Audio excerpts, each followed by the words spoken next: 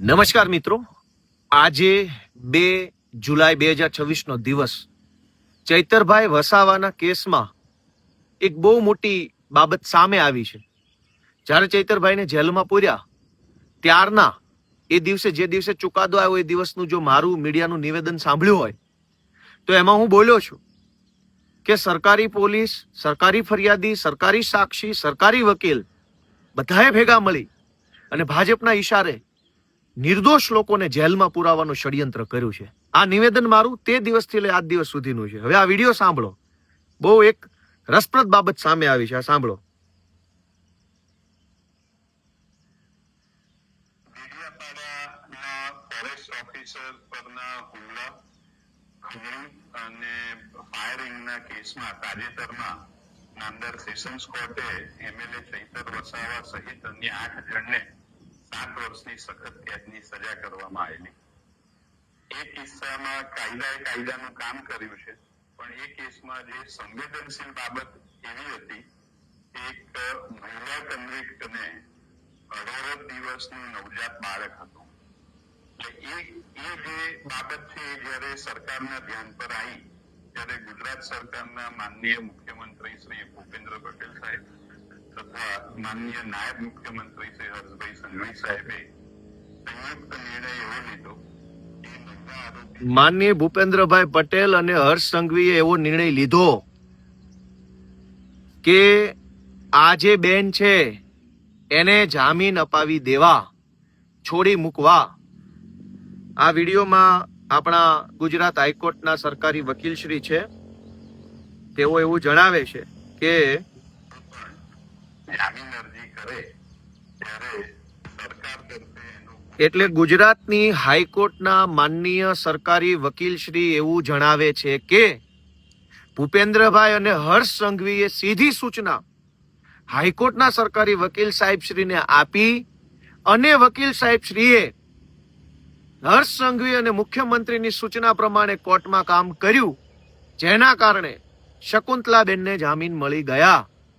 હું આ જ વાત પહેલા દિવસથી કહું છું કે મુખ્યમંત્રી અને હર્ષ સંઘવી સરકારી વકીલોને પહેલા દિવસથી સૂચના જ ખાનગીમાં અને જાહેરમાં આપતા હશે. એટલે જ ડેડિયાપાડાની કોર્ટમાં નિર્દોષ માણસોને 7 વર્ષની સજા થઈ. આ સ્પષ્ટ રીતે સાંભળો, ફરીથી હું તમને સંભળાવું. કેસમાં જે સંવેદનશીલ બાબત એવી હતી, એક મહિલા કન્વિક્ટને 18 દિવસનું નવજાત બાળક હતું.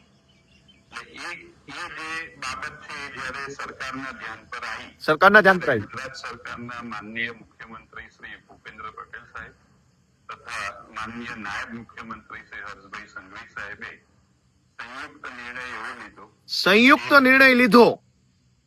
હર્ષ સંઘવી અને ભૂપેન્દ્ર પટેલે સંયુક્ત નિર્ણય લીધો કે ચૈતર વસાવાને ખોટા કેસમાં 7 વર્ષની સજા પાડી આદિવાસી સમાજને જાગૃત કરે છે એ કામ રોકવાનું છે. આ ખેલ આજે ખુલ્લો પડી ગયો. હાઈકોર્ટના માનનીય સરકારી વકીલ શ્રી પોતે બોલે છે કે એને સરકારમાંથી સીધી સૂચના મળી અને કોની અધિકારીની નહીં, કાયદા વિભાગના આઈએએસ ની નહીં, કાયદા વિભાગના સચિવ, ઉપસચિવ, નાયબ સચિવ, મદદનીશ સચિવ વગેરેની નહીં, સીધી ગૃહમંત્રી હર્ષ સંઘવી અને ભૂપેન્દ્ર પટેલની સીધી સૂચના મળી.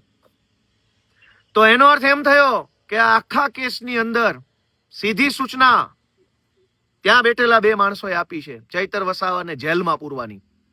અને હવે એવું કહેવામાં આવે છે કે માનવતાનો સંવેદનશીલ અભિગમ રાખ્યો. ભાઈ, ડેડિયાપાડાના કેસમાં રાજપીપળાની સેશન્સ કોર્ટમાં પણ સરકારી વકીલ હતા જ. તો રાજપીપળાની સરકારી વકીલ જે કોર્ટમાં સરકારી વકીલ છે એને મુખ્યમંત્રી અને ગૃહમંત્રીએ કેમ માનવતાનો સંદેશ ન આપ્યો? ત્યાં તો સરકારી વકીલે જે કાંઈ દલીલો કરવાની હતી એ કરી, ખોટી સજા પડાવડાવી. અને હવે મુખ્યમંત્રી સંવેદનશીલ થઈ ગયા, ગૃહમંત્રી માનવતાનો અભિગમ દાખવતા થઈ ગયા. શું કામ? કેમ કે આજે ડેડિયાપાડાના પીઠા ગ્રાઉન્ડમાં 1 લાખ આદિવાસીઓ એકઠા થયા ને એટલે માનવતા યાદ આવી. પહેલા તો તમે અમાનવીય કૃત્ય કર્યું. 18 દિવસનો એક દીકરો હોય એવી માને જેલમાં મોકલી. અને હવે આદિવાસી સમાજ આક્રોશમાં આવ્યો, જાગૃત થયો, બોલતા થયા કે કેમ અમારા નેતાને જેલમાં પૂર્યા છે. તો માનવતા યાદ આવી ગઈ હર્ષ સંઘવીને. અને માનવતા યાદ આવી જ છે તો માત્ર એક બેન પૂરતી કેમ, એ બધાય નિર્દોષ જ છે.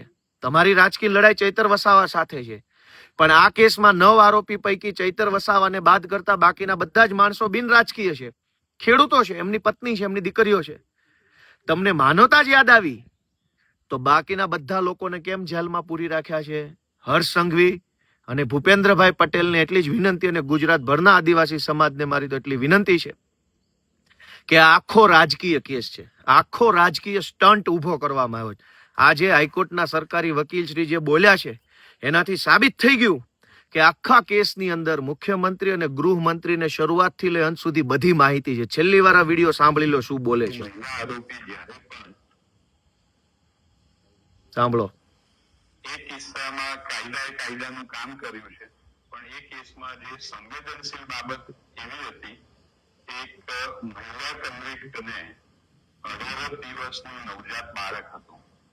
એટલે એ જે બાબત છે એ જ્યારે સરકારના ધ્યાન પર આવી ત્યારે ગુજરાત સરકારના માનનીય મુખ્યમંત્રી શ્રી ભૂપેન્દ્ર પટેલ સાહેબ તથા માનનીય નાયબ મુખ્યમંત્રી શ્રી હર્ષભાઈ સંઘવી સાહેબે સંયુક્ત નિર્ણય એવો લીધો કે મહિલા આરોપી જ્યારે પણ જામીન અરજી કરે ત્યારે સરકાર તરફે એનો કોઈ પણ જાતનો વિરોધ કરવાનો નથી. જેથી એ સૂચનાને અનુસરીને ગુજરાત સરકારના પ્રોસિક્યુટર તરીકે સૂચનાને અનુસરીને જ્યારે નાંદેડ એટલે હાઈકોર્ટમાં કે સરકાર સૂચનાઓ આપે છે, અને સરકાર સૂચના આપે એ તો હું સમજુ છું, પણ સરકાર સૂચના આપે તો સરકારનો કર્મચારી, અધિકારી, એનો ઓથોરાઇઝ માણસ આપે. મુખ્યમંત્રી ક્યારેય કોઈને સીધી સૂચના ન આપે. આમાં સીધી સૂચના આપી છે. એનો અર્થ એમ કે ચૈતર વસાવાને જેલમાં પૂરવા માટેનું આખું ષડયંત્ર હર્ષ સંઘવી અને મુખ્યમંત્રીએ ભેગા મળીને કર્યું છે એવું આજની આ બાબત પરથી સાબિત થાય છે. જય આદિવાસી.